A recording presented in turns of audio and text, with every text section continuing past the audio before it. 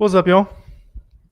Happy Thursday, y'all. Welcome back to Boxem Office Hours. We're live Monday at 5 and Tuesday and Thursday at 4 p.m. If you want to pop by, ask any questions. And yeah, let us know who we got in chat today. What's up, y'all? Yes, sir. Let's see. All right, still lots of sales rolling for those of y'all that are doing a bunch of online arbitrage as well. MB-Dub, and then Father's Day coming up in 2 weeks, 2.5 weeks or so. Yeah. We abbreviating Memorial Day weekend now. Is that what's going down? MD Dub, I like it. Let's see here. Cool. Yeah. And then literally 2 weeks after that, 4th of July. 2 weeks after that, July Prime Day. Right? Dante B. Good to see you, Dante. Good to see you, family. Good to see you. What's up, Claire? Good to see you guys. Yeah, as you guys are rolling in, let us know if you got any questions we can help you out with. If you want to drop an ASIN for us to take a look at, we like doing that as well. And then for those of you guys on the recording, we've both been dropping a ton of videos showing us source products, all that kind of stuff, all the basics. And there's also a huge Boxem update that got pushed out. Yeah, nice. They got pushed out a couple days ago. It makes shipping to Amazon genuinely. It has never been this easy to ship into Amazon. It's crazy. So make sure you give it a try. There's a bunch of time savers, that kind of stuff. Basically, tons of suggestions from you guys and a bunch of time savers that we tossed in there as well. And you can see more pricing options than anywhere else. So faster than ever. And the pricing options are easy. So you're going to save more money than using anything else now. So make sure you give it a whirl. Yeah, what's up? What's up, Bill? So the big news, Warner, is that StreamYard added the Kick integration. So now, yeah. So now we can go live on Kick as well. That would be chaos. Let's see. What's up, y'all? What's up, Sandra? Good to see you. What's up, Emmanuel? What's up? What's up, Charlie? Good question here from BME 301. Yeah. Can you explain this ASIN to me? AK sells a month, 65,000 rank, huge ROI, but only 2 sellers with an on-hand stock count of 4 units. Why the disparity between the item stats and the number of sellers? So if I had to guess, I bet that the sellers on that listing have what's called maximum order quantities, where they hid their stock count, basically. So you can ask ChatGPT how to do it specifically. It's like you go to edit listing, it said max order quantity right there, but I'd be willing to bet that's what they did on that listing. Yeah. And if you're looking at like the offers tab and like seeing sales and that kind of thing, that's not always going to show the sales. Like if you're hiding stock, like Miles is talking about. Yeah. So if I had to guess, I'd assume that's what it was. Probably. Yeah. Hopefully very soon, Michael. Yep, they're working on it over there. Let's see. What's up, boys? Ask how you're doing. Yeah. It's just like through StreamYard. Yeah. What's up? What's up, y'all? New update they got there. Operation AMZ makes some good wholesale content. Yeah. Y'all check them out. Those of you guys wanting to learn wholesale, Operation AMZ and of course Corey are great sources for you guys. Yep. I want to sell on Amazon, but I don't know what equipment to get that best fits for FBA. So you got to get some products first, Dave, right? But the nice thing is we both have videos on our channel. I'm going to link my video on supplies in the chat right now, but if you just search Full Smile Supplies, it'll pop up too. I actually just posted a video today that shows you how to like make the new fastest shipment flow, that kind of thing. And there's a full supplies list in there as well, Dave. Yeah, guys, give us a 1 in the chat if you want us to show the new Boxem updates too as well. Yep. Let's see. Are they likely to be? Not sure if we missed on that original. I mean, maybe if they have stock counts, but it really just depends on the item. Honestly, it really just comes down to the item.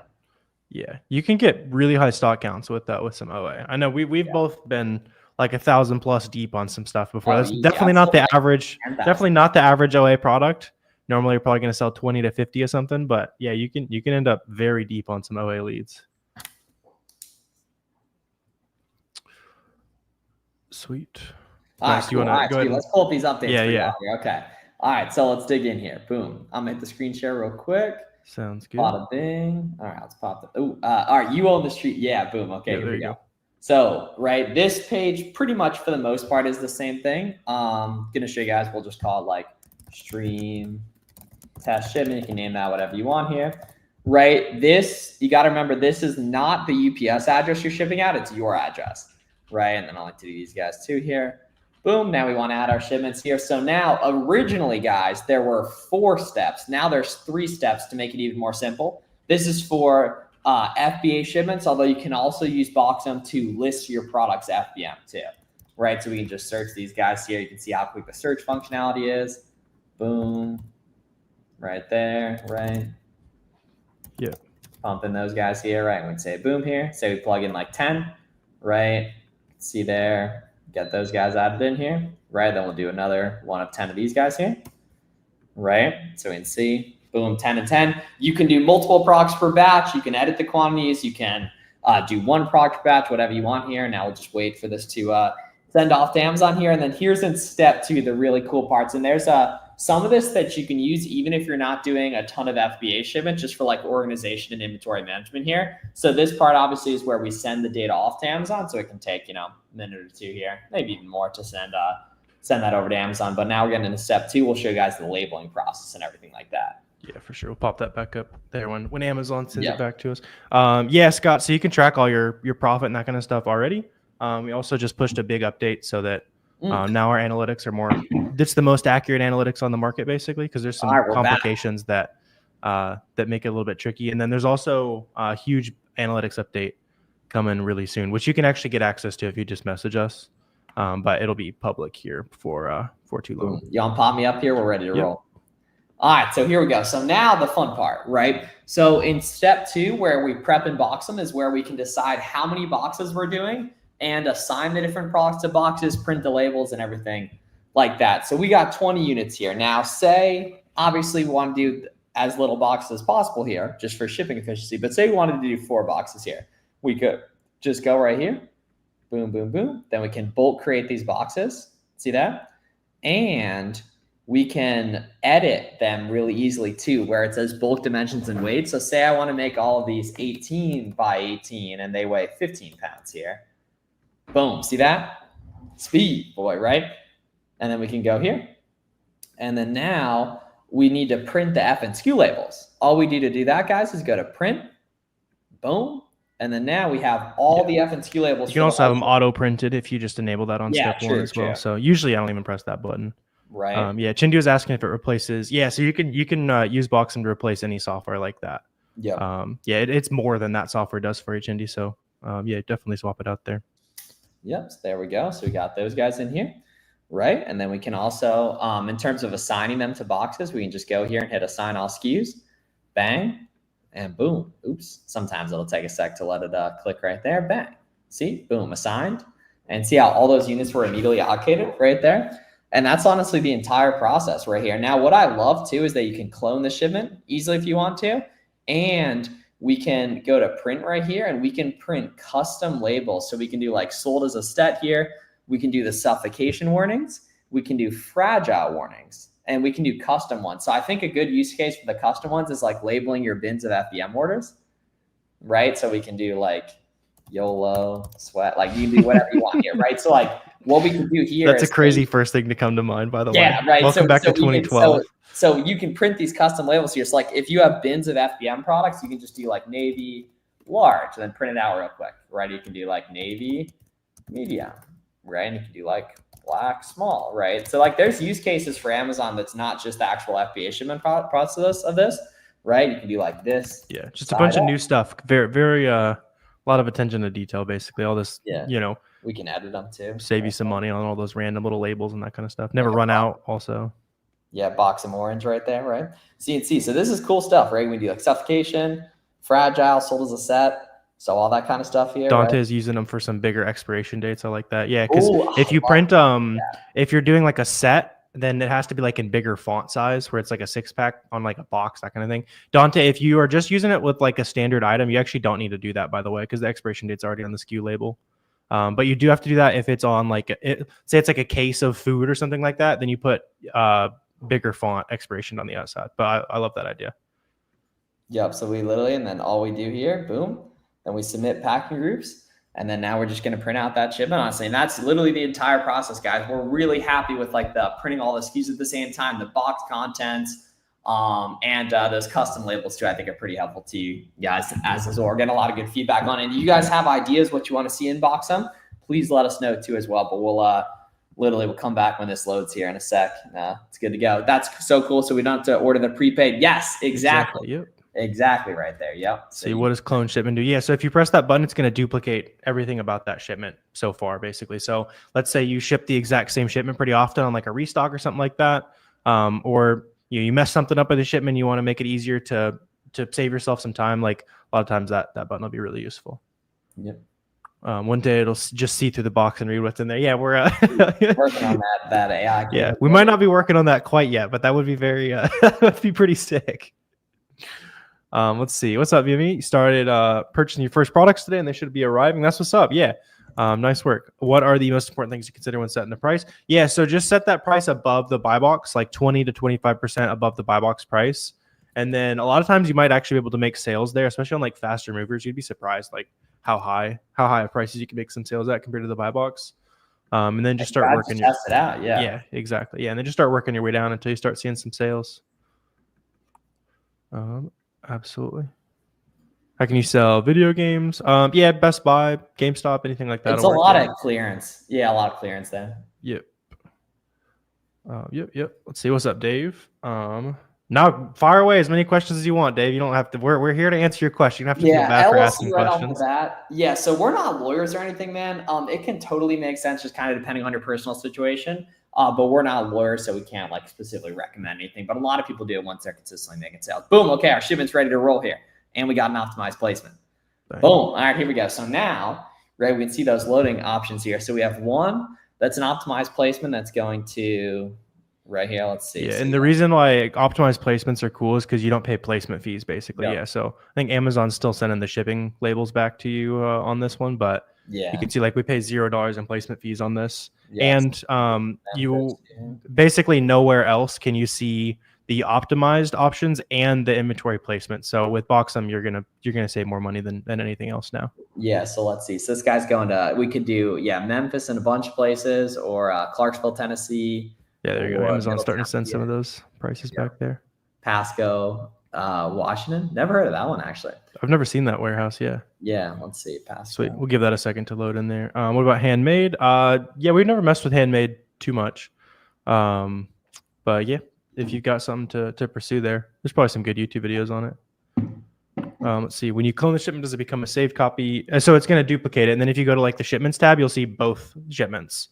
Yeah, so like I was saying, if you ship the same thing a lot of times, same units and that kind of stuff, or even different units, and you just want to save yourself some of the steps, you can clone that first one when you get to the, past step 2, basically. Yeah, I think, Nick, you might have commented on the Boxem video about that. Let me see. Was that you right there? Yeah, it was. Okay, cool. Thanks for watching the Boxem video too, man. Yep. Let's see. What's up, Mira? Do you think ungating exchange now is focused on person? It still isn't related to sales history. What is related to sales history is what brands might auto ungate for you, because like the more you sell, the more you auto ungate. But everyone who's submitting invoices is going to the same people, so it's not like we get special treatment because we've been selling Amazon for a long time. We do get more auto ungates because we've sold more stuff, but I think it would be same age accounts would be able to auto ungate the same. There's different age, same sales would probably be able to auto engage the same stuff. Yep. It said once you clone shipment. Yep. Yeah. Okay, cool. So that was you watching the Boxem video. Hell yeah, dude. Thanks for checking out that channel. We're on the road to 500 subs on that channel as well here too. Okay, we're almost done this shipment here. Where can you find the video? Yeah, so we're live on the Boxem YouTube channel right now. There's a bunch of good stuff there. And then I actually just posted a video today showing you how to use it, and I know Miles posted one a couple days ago on his channel. So lots of different places to learn how to use it. Let's see here. Have people had luck with ungates? It's not luck. It just, unfortunately, sometimes the system will take longer. Like Tony, I know you've done a bunch of ungates, for example. So you know that getting to clients is completely normal, right? Sometimes it unfortunately just takes a while. And that's okay. That's a moat. That's something other people won't do. Thinking about selling handmade nails. Yeah, like I would probably start on like Etsy or something like that if I were you. Yeah, I would say so for sure. Yeah, for that type of stuff, more people. I think there's more shoppers on those platforms. Don't let that stop you, but Etsy's gonna be a little bit easier to set that up as well. So that's what I would do if I were you. I like the idea though. All right, we're ready to roll here, Warner, on the shipment here. Sweet. Boom, I got me on the big screen here. Yeah, so we can see. So we got 71 going to Clarksville, Tennessee. We got 78 going to Middleton, PA. We got the optimized option for $10 more, right? Going to a bunch of places here. Yeah, Bloomington, Cali, Memphis, Rialto, Cali, Hopewell Junction, and Huntley. Yeah, a lot of times the optimized is going to be cheaper if you guys are shipping like 100+ pounds to Amazon. So just like on this example where it was 5 15-pound boxes. Yeah, so 75 total pounds. It's almost never cheaper to do it that way. Yep. But for those of you guys that start making bigger shipments, it's going to be really, really easy to save some money on shipments. Because yeah, Chindy, you're asking so optimized shipments is an option that you can do through Boxem now, where if you have 5 identical boxes, like same weight, same contents, that kind of stuff, then Amazon's not going to charge you any of those placement fees. So like, are you able to go back, or probably not at this point? It's probably loading. Yeah. Yeah. Cause like you can kind of see like behind chat, it was like $7 for placement fees, and we can pay 0 instead. If we have those optimized placements through Boxem, basically. What are your favorite KPF filters for finding OA leads? Honestly, sub 10K a month, I wouldn't really worry about KPF, but my favorite are just brand specific searches for good sales rank and then price increase, I would say. Yeah, this is also very true from Neek here. Because like with optimized, you ship to 5 different places with no placement fees, right? And then that's also going to be 5 fulfillment centers instead of 1. So there's a lot more of those items that are going to stay at that original FC they arrive at versus getting transferred all over the place. So your stuff will be available for sale quicker when you do that. So it's kind of like a lead time saver. Which for $2 extra a box, like there's an argument heavy on that, depending on the amount of items in there. Yeah. Same Masons. Yes, it does. Yeah. So identical boxes, right? So same stuff, same dimensions, that kind of thing. So for you, that's going to be, stuff that you've bought a good amount of. You're using like that standard Walmart box or Lowe's box or whatever it is. Yeah. The hard part is usually going to be having it all like identical per box. But let's say you got 10 different items that you have 20 units of. It should be pretty easy for you to split those into identical boxes, which step 2 makes really simple for you as well now. Yeah. Okay, cool. Can you pop me up here to finish off the shipment here? Yep. Sweet. All right, here we go, guys. So now we're completely done here, right? So we got all these boxes here, right? We can go ahead and print the FNCs again if we want to, or we can just finish up here and go to print UPS and FBA box labels right here. And then we got boom. So we got boom, boom, boom, boom, boom, and we are good to go, my friends. And that's literally the entire process, right? That's the entire thing. We don't need to do anything in Amazon Seller Central. We don't need to confirm any shipments in here. They're all completely good and good to go here. We can see we got that green working, ready to roll. And that's the name of the game, man. That's the name of the game right there. So yeah, that's the new Boxem shipment flow. The highlights being the just the efficiencies on step 2, and then like the extra labels and just the speed and simplicity. Yeah, some cost saving on the label purchase as well. Yeah, so if you guys are using Seller Central or any other software, you can try it for free for 2 weeks as well. We'll drop a link in chat, and you'll see why. Lots of people have been switching over recently. Big time saver for their business, basically. Let's see. Yeah, US only. US only. Yep. Yeah. Yep. Sweet. Yeah. Let us know what other questions you guys got here. Let's see. Yeah, Nick. So all it's going to do, like, you just press the clone shipment button, and it's going to make an identical shipment that shows up on the shipments tab, and then you can edit it from there, basically. Great for replens. That's a great idea. Yeah, if you're buying the same thing over and over again, and then you can always just like add on new stuff that you might be adding on to that shipment as well. Let's see. Product on Amazon shows a bunch sold, but on the Keepa buy box stats, sellers. Yeah, so the Keepa stats are not going to be perfect, right? Because a smart Amazon seller is going to have their max order quantity hidden, which means that all the sales are not going to show. I haven't done much research on like the Amazon sold badge compared to how fast it sells, but I don't think they would have any real reason to make it up. Usually I'm just going off of seller amp estimates there. And if you're not sure how fast it's going to sell, then just make an educated test buy. So if it says like 3,000, then I would probably test buy like 50 to 100 just to get a real gauge for it. And then eventually have the confidence to like skip that test buy. And that's how you really start scaling. Yep, and there's probably pretty similar items to that in the storefronts too. I had my first sale after quite a while, struggling to find profitable products. is still in the receiving stage, pending for 2 weeks. Should I expect the sale to be canceled? I mean, it might be, but If like it's still receiving, then you might have sold it while it's in FC transfer. ooh, Like, is it a really highly in demand item, Lauren? If so, it then sounds like you should people have can buy it Yeah. while it's still like shuffling around, and then it's just going to show a delayed shipment date. So that's very possible. Otherwise, sometimes people buy an item and they don't have enough money on their credit card, that kind of thing. It'll go to pending, and then it'll go back to your inventory, usually after like a week or two. Yep. Yeah, but that item, like you should have FBM that, Lauren. If that's moving when it's way backward like that. And the nice thing is like you can watch like Warner and I's free courses, and all you have to do is watch the live sourcing sections and write down each profitable item that's found, write down the discount that was used, and now you know the discount for that supplier in most cases forever for free.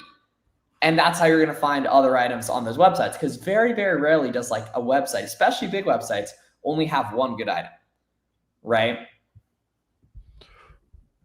Yep. Yeah, so that's just inventory and then edit it. And then it'll be towards the bottom. Like when you change like price and color, listing details, that kind of thing, it's just like towards the bottom of the list on Seller Central. New to Amazon, what category is good for beginners? Anything that's profitable. Short answer. Kind of more elaborate would be like anything you like kind of have personal knowledge on. So like I was talking to somebody on a call the other night. They're into like doing makeup and that kind of thing. So it's easier for them to like identify like what brands are cheaper than normal and what brands people buy a lot of and that kind of thing, right? So if you have any like personal knowledge, you can swing into it. Otherwise, just start loading up some storefronts on SellerAmp and you'll see what people are having success with. Yeah, that's the nice thing with this stuff is we can sell all different types of stuff at one point. We don't have to be married to one category, one type of product, so it makes it us. And we've both sold some like weird stuff. You got no idea what it does. Like as long as the data looks good. Yeah. My first like big winner by a mile was a retro hair clipper from like the 80s. But it was, they like retroed it basically. So it was like, widely available, right? That was buying for like $149 directly from the brand and printing right there. Yeah. Yep. Delayed shipment stage show for subscribers. Not necessarily. What we were talking about is like you can make sales on things that aren't actually arrived at Amazon yet. If generally you only see that on really fast selling listings, if it's like one of the better options left for the customer, which honestly it happens a lot during Q4 when the warehouses are pretty busy and there's not many places to get the type of item a customer is looking for. Hello, I found a profitable product at Costco, and for verification, oh damn, 400.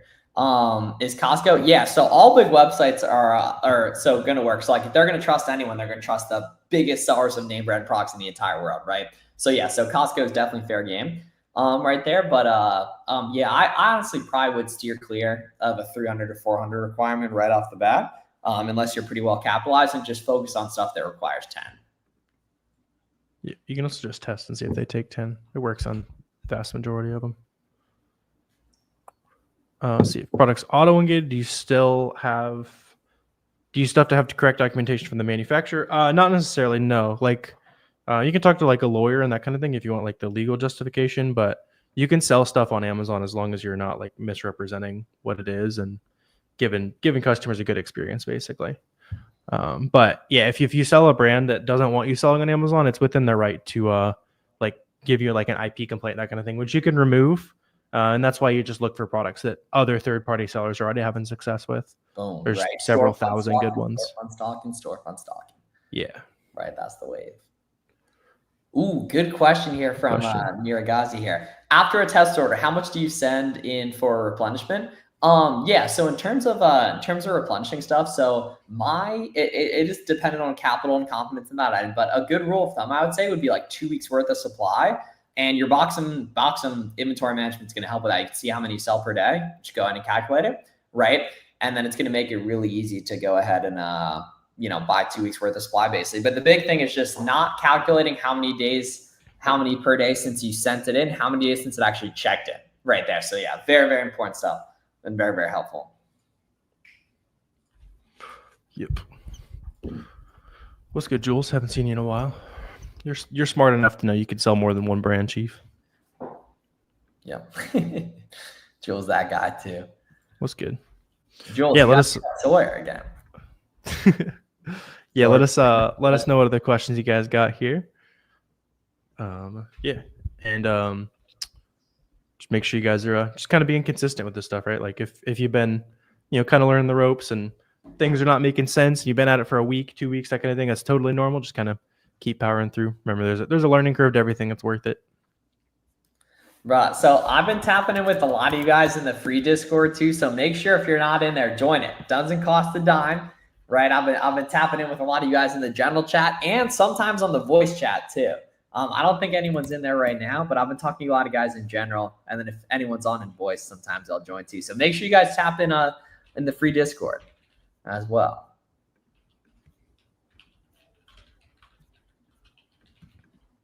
We've been working with so much consistency is key, bro. See, Jules never lie. For sure, bro. Jules never lie.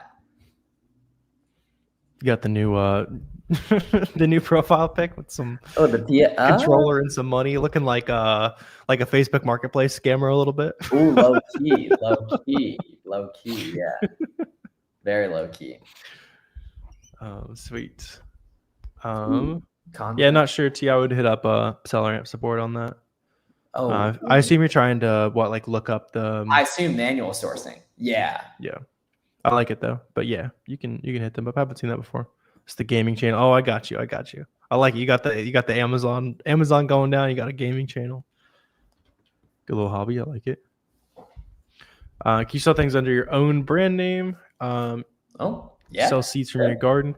That would be interesting. I would make sure it's not like accidental eco-terrorism or anything going on like that with selling seeds that you just look up if there's other people selling it on Amazon, and if so. And the nice thing is when you're listing your own private label, Amazon makes it very clear what you can and can't do, and they have to approve it. So Alyssa, just look up on Amazon and see if people are selling similar products to that, and if yes, then almost certainly you're good to go.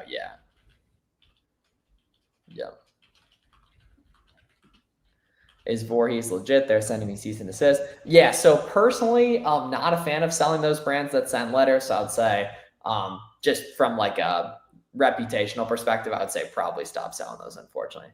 Getting in, starting a category, trying to find and list my first product. Yeah, the nice thing is you'll see tons of examples of winning stuff whenever you watch the live sourcing content.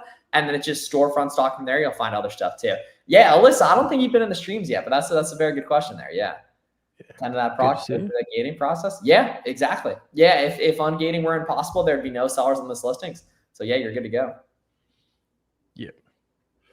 Yeah, I know it can be a little frustrating, but you can look at all the the great value and that kind of stuff. There would be 0 sellers on all those brands if they didn't take retail docs.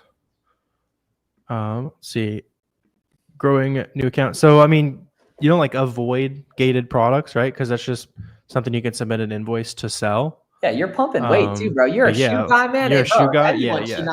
No. Bro, I saw him sitting on top of boxes. Yeah.